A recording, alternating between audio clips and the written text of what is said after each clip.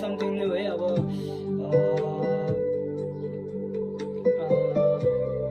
यो धुनमा चाहिँ म डिफ्रेन्ट भजनहरू यो मर्निङ टाइममा गाउँछ नि त, अनि त्यही भएर अब डिफ्रेन्ट भजन डिफ्रेन्ट भगवान्को नामहरू लिएर तपाईँहरूको सामु प्रस्तुत भएको छु होइन। अब कस्तो लाग्छ त्यो प्रतिक्रिया दिनु होला। इफ मैले नराम्रो पर्फर्मेन्स दियो भने पनि भन्नु होला होइन। अब कसैलाई टेस्ट पुग्न सक्छ होइन। अब जे होस् सबै भगवान् एउटै हो होइन। मैले जस्ट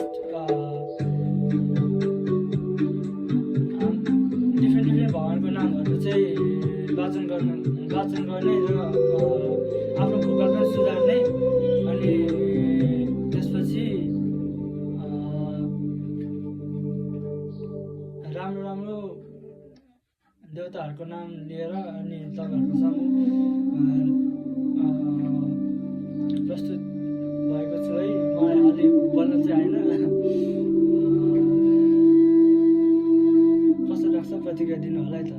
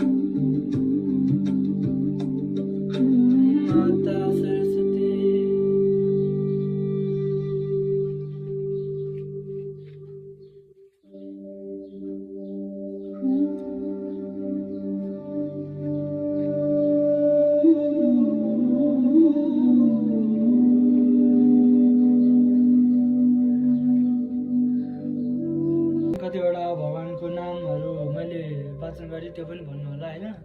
अनि भजनहरू कतिवटा गाएँ त्यो पनि कमेन्टमा भनिदिनु होला। कतिवटा छुट्याएँ त्यो पनि भनिदिनु होला। इफ नराम्रो लाग्यो भने पनि राम्रो तरिकाले भनिदिनु होला है। अब यो नयाँ ट्राई गरेको यसो के हुन्छ कि भनेर आफ्नो भोकल पनि प्र्याक्टिस हुन्छ। अनि त्यसपछि अब नयाँ न्यू